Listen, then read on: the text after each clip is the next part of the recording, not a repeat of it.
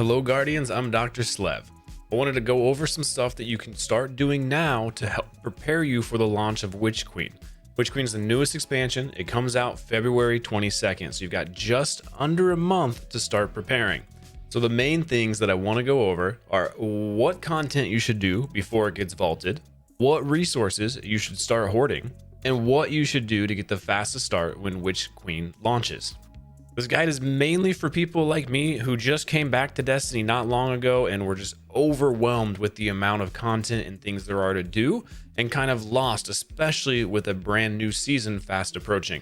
There will be a lot of information here targeted at newer players, but I do hope that some veteran players find this information useful as well and are able to jumpstart their Witch Queen experience.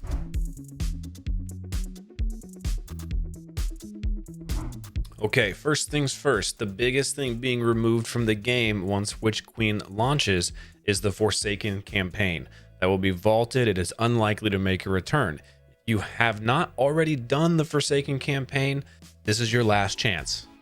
If you don't know where to start the Forsaken campaign, it should be at the Tangled Shore.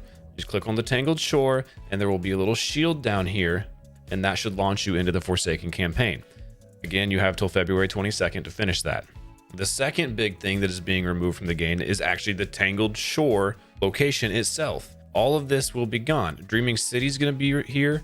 Eternity is going to remain, but the Tangled Shore and pretty much everything within it will disappear. What that means is that all the lost sectors, the Glycan, and the strikes from the Tangled Shore are going to be removed. Every strike except or Warden of Nothing. This one will actually be moved to the Legends area in the Director. Another thing that goes away with Tangled Shore is the Presage mission. This is how you get the exotic scout rifle, the Dead Man's Tale, or DMT as it's called. They are, however, doing something kind of interesting with the DMT and another exotic that we'll talk about later.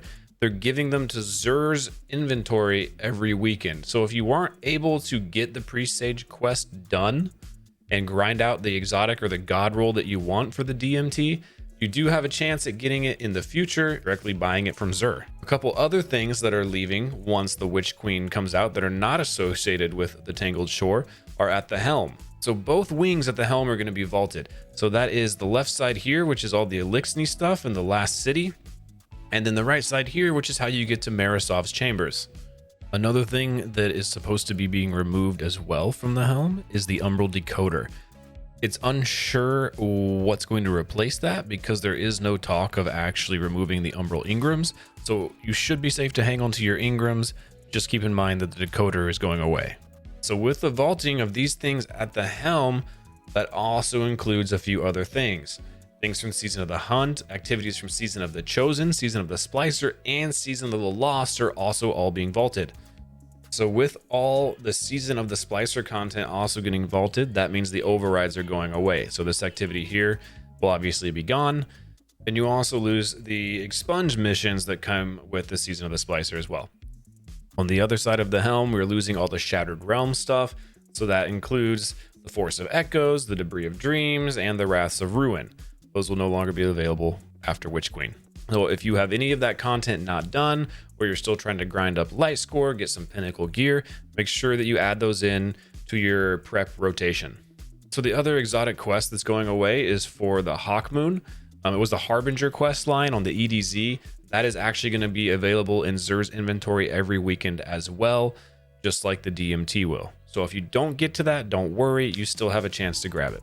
And so there are a handful of other exotic quests going away with the DMT and the Hawkmoon quests, but they are likely to be earned from other quests in the future or thrown into the exotic archive at the Monument to Lost Lights in the tower. The last thing I want to talk about that's going away once Witch Queen drops is also on the Tangled Shore, and that is the vendor known as Spider. Now, Spider is currently the currency exchanger on Destiny, but don't worry if you don't get everything exchanged the way you want before Witch Queen drops, because that duty is being transferred to Rahul, that kind of creepy guy who decodes your Engrams at the tower. He's going to take over that. Okay, so now that we know what content you kind of need to grind out before it disappears, I want to go over what you should start doing after that if you really want to prep to get the best start at the Witch Queen. And remember, prepping is totally optional. It's not something that you need to do. It's just something that'll help you get to that light level cap faster once Witch Queen drops, but again, totally optional. Well, the first things you're going to want to do is accumulate materials, is just hoard some stuff.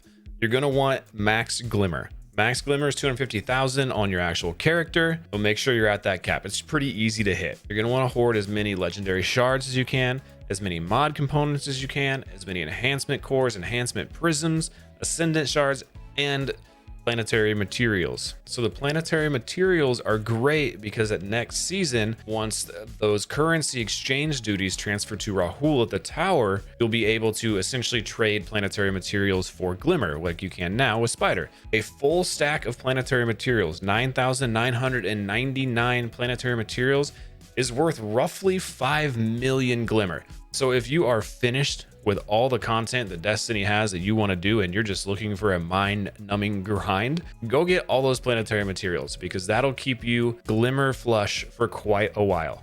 Now, to farm the legendary shards, the best way is simply to dismantle legendary gear, so dismantle purple weapons and armor. And while you're dismantling all those purple legendaries to get those legendary shards, when you're at Banshee, go ahead and turn in all your gunsmith mats and gunsmith telemetries because they are also being removed, so don't miss out on those free legendary shards. Make sure to turn those in. To farm upgrade modules, really just buy them. You can have up to 25 of these in your inventory. They're not too expensive. You can buy them from Banshee at the tower. Enhancement prisms, farming either the master or grandmaster nightfalls is probably the most rewarding way. You can also receive them from Vanguard, Crucible, Trials, rank up rewards, and you can hold 50 in your inventory at a time.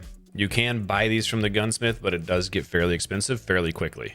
Now for the ascendant shards, really the best way is by farming the master or grandmaster nightfall. You can buy them. Again, it gets very expensive very quickly. Not worth it. If you have the light level and the gear to farm those nightfalls, I do that. And then lastly, the planetary materials. If you don't want to do the mind-numbing grind of just sliding around on your Sparrow and searching for them, you can buy them from Spider. He usually has them on a rotating stock. Then he sells them for legendary shards. So now that we know what to hoard before Witch Queen drops, there's a few other things you can do to help jumpstart your Witch Queen experience. So number one being bounties. You can actually store bounties between seasons. Now, since this is a new year of seasons, there is a little bit of speculation on which bounties are going to disappear, which bounties will be saved. But essentially, you want to get as many as you can and you want to complete them before the season drops. You just don't want to actually turn them in. And the reason that you do this is because once you get your seasonal artifact, you can go and you can turn in all those bounties, complete all those finished bounties, and it'll really give you an XP boost on that seasonal artifact and kind of jumpstart your grind. So you're going to have a lot of bounties in your inventory. What it should kind of look like is you should have, if you're in a clan, you should have your 6 weekly clan bounties. You should have a couple weekly Cosmodrome bounties. You should try and get 4 weekly Europa bounties, a couple weekly Nightmare bounties, and a couple weekly Eris bounties. For the tower bounties, you should be looking at 7 Iron Banner bounties, 7 of each Vanguard, Gunsmith, Crucible, and Gambit dailies, and then 9 dailies from either Nessus, the Cosmodrome, the Moon, the EDZ, or Europa. You can hold about 63 bounties and quests per character.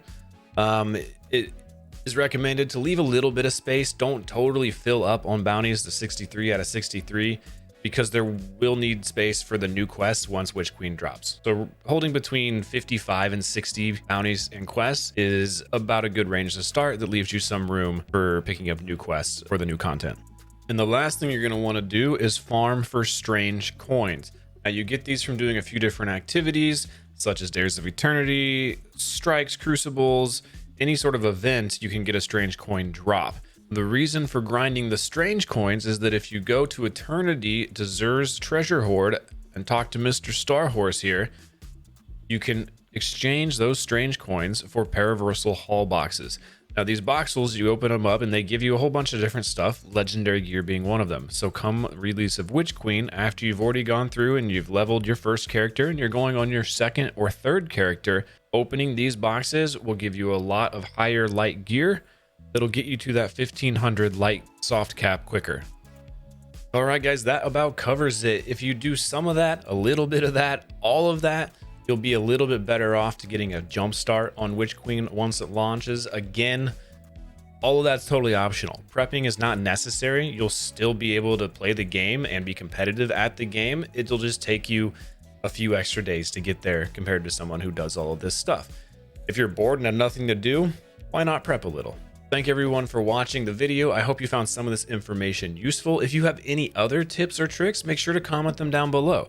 Help out the community, help out your fellow guardians. And also, if you have anything you want to say to me, feel free to comment it, or you can catch me live on Twitch Thursday nights, Saturday and Sunday afternoons. Come hang out. It'll be fun. Thanks everyone so much for watching, and happy prepping.